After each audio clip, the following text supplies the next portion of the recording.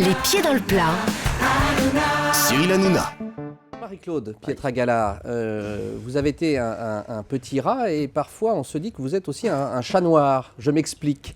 Vous avez évidemment tout au long de votre carrière fait plusieurs fois le tour de la planète. Alors je passe sur le séisme que vous avez vécu au Japon lors d'une tournée.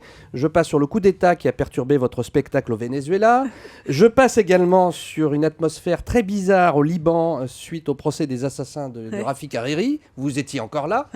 Et puis en 2011, vous décidez d'aller jouer en Tunisie. Et en 2011, en Tunisie, il y a la révolution, évidemment, révolution de Jasmin. Et là, vous vous apprêtez à danser dans le cadre d'un festival, histoire de détendre un peu l'atmosphère quand même, sauf que quelques heures avant le spectacle, la situation se tend à nouveau. Des chars envahissent l'avenue Bourguiba, qui est la grande avenue centrale de la capitale Tunis. Et c'est là que vous devez jouer. C'est là où se situe la salle. Vous êtes obligé de vous maquiller dans votre hôtel et de n'arriver qu'au tout dernier moment, parce qu'il y a des risques pour votre sécurité.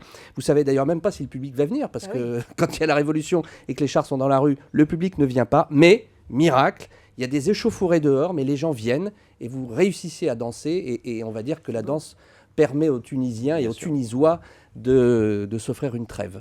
Ouais. Belle histoire, ça. Ouais. Tout ce que vous avez dit est vrai. Merci. Bah, oui. Alors lui, c'est pas Pierre Bellemare. Hein. C'est que du vrai. Mais, voilà, je me permets. Hein, D'accord, ok. Mais ça doit être terrible, quand mais même. oui, la Tunisie, c'était très impressionnant. Et le Venezuela, très impressionnant aussi, parce qu'on m'a réveillée, j'étais réveillée par les MiG qui passaient au mur du son à 5h du matin, avec la directrice du théâtre qui me dit « Pietra, ne t'inquiète pas, il y a un coup d'État, donc tu vas rester bloquée dans ton hôtel pendant 5 jours. Wow. » C'est rien. Voilà. Ça arrive très souvent.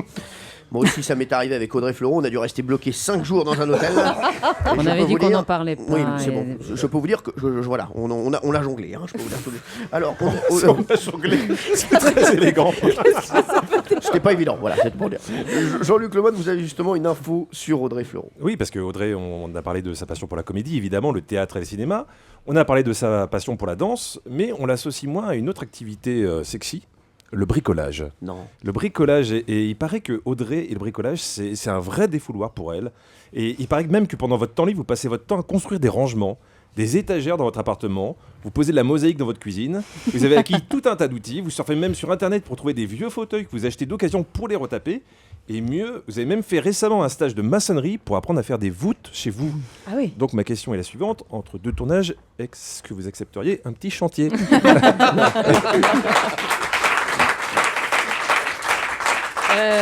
Alors le stage de maçonnerie n'est pas du tout récent, parce que je l'ai fait très jeune quand j'envisageais une carrière dans le compagnonnage.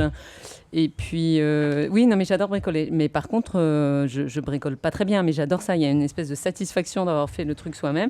Et chez vous, vous avez tout fait ou... Ouais, chez moi, j'ai quasiment tout fait. Ah mais oui. Par exemple, il y a une étagère qui m'a lâché hier, donc on n'est pas vraiment sur du travail. Je vais passer voir ça. Extrêmement bien fait. Mais il y a une vraie satisfaction. Et c'est vrai qu'à un moment, j'ai beaucoup retapé des fauteuils que j'ai refilés un peu à tous mes amis, parce que je n'avais pas la place de les stocker. les stocker. Ouais. L'étagère, c'est Murizy, Acajou, c'est quoi? Non, le problème, c'est la cheville. La cheville, très bien. La cheville n'était pas du tout adaptée au trou. Enfin, vous connaissez.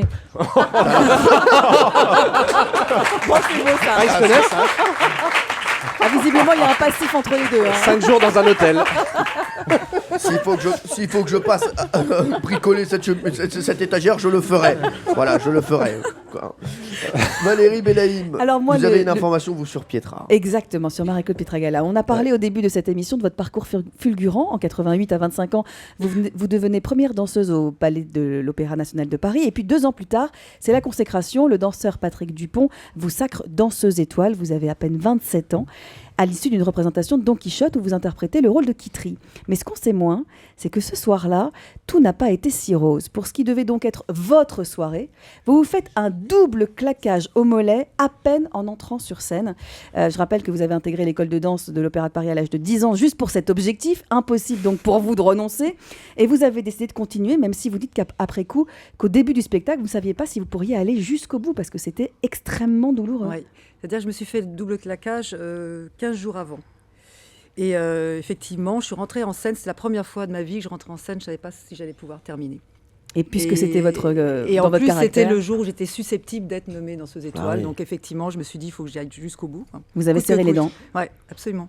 Et en ce moment, vous êtes blessé alors que le spectacle que vous avez imaginé cartonne et qui va se produire dans le monde entier dans les mois qui viennent. Donc j'ai envie de dire que de là à dire que les blessures vous portent bonheur, pas mal quand même. Oui, enfin, bon, écoutez, c'est vrai on traite notre corps d'une façon incroyable et on est des sportifs de haut niveau. Donc à un moment, voilà, cette blessure, elle est là. Maintenant, je passe à autre chose, quoi. En plus, je suis remplacée par Claire-Marie Osta, qui est une ancienne danseuse étoile de l'Opéra de Paris, avec qui j'avais envie de travailler. Donc voilà, j'ai aussi cette satisfaction en tant que chorégraphe de pouvoir travailler avec l'excellence. Alors, Donc, vous voilà. avez ce spectacle est déjà vendu en Afrique du Sud, c'est ce qu'on m'a dit. Oui, Il paraît que la Turquie est intéressée. Oui, la Corée, La les Corée États-Unis, également, oui, je sais. l'Australie. Le monde entier. Le monde entier, parce que c'est tellement On innovant. croise les doigts, oui, c'est très novateur et donc ça plaît un peu à tout le monde, quoi. Alors, Audrey, vous allez la voir, J'ai Marie-Claude très envie, Ah ouais. j'ai très envie. Eh ben, j'ai 2 places, moi. Ah bah, super. bon, On connaît la personne. Malheureusement, je suis déjà pris. Malheureusement. Est-ce que vous allez aller voir les gazelles, vous J'aimerais bien, Marie-Claude oui. Bah, il faut aller le voir, les Ouais, gazelles, ouais. hein, parce que ça sort la semaine prochaine, le jour de la sortie. Les jours de sortie, vous êtes comment, Audrey vous êtes stressé. On a eu Manu Payet hier qui était avec nous. Qui était Oui, mais vraiment Manu, c'est stressé. vraiment son film Oui, c'est pour ça. le coup. Donc, Quand c'est pas son film, quand on est juste. Nous, on a très envie. Alors, on a très envie que ça marche, d'autant plus que je trouve que ce film, il y a vraiment nécessité de le montrer parce qu'on ne voit pas des vraies femmes à l'écran, je trouve. Souvent, dans les comédies, les filles sont un peu le faire-valoir des hommes, ou alors elles sont utilisées comme des fonctions, la mère, la copine. Et là, on voit des vraies filles avec toute l'autodérision qu'on peut avoir. C'est-à-dire que dans les situations les plus pitoyable, il y aura toujours la joie du débriefing. C'est ça. Moi, C'est c'est ça. quand même le débriefing avant tout, même dans des Exactement. situations nulles. Et je trouve que voilà, c'est vraiment des vraies filles qui nous ressemblent. Alors j'ai vraiment envie, pour le coup, que les gens aillent le voir. Maintenant, on a fait le job, donc ça. les choses ne nous appartiennent plus. Voilà, ça sert à rien de stresser. Si vous quoi. organisez une soirée pyjama, invitez Laurent Guimier. Hein. C'est vrai. Non, mais Je suis entre très bonne people, compagnie. Ah, bah, ça, je peux vous dire, c'est le meilleur. Alors, qui a gagné la bataille des scoops? Pierre Bellemare. Là, c'est vraiment très très compliqué. Oui, il y a du bon. Il y a du bon. Ah, mais il n'y a que du bon. Oui, il y a que du bon. Valérie. Il n'y a que du bon. Guimier. Je vous jure, je suis à 2 doigts de faire gagner personne. Non, mais je vais vous dire. Il y a deux anecdotes sur une même personne et une anecdote sur une autre. Oui. Ah, bon, d'accord. Donc, je pense logique de faire gagner notre ami Le Moine, Le qui était le Moine. seul Moi, c'est sur Jean-Luc. Audrey Fleurot. Oui. Voilà. Et Valérie sur Ah bon Pietra voilà. Gala. Voilà, donc le seul qui ne gagne pas aujourd'hui, c'est Laurent Guimier. C'est le seul. Europe 1, les pieds dans le plat, Tous les jours, 10h30, 12h30. Cyril Hanouna.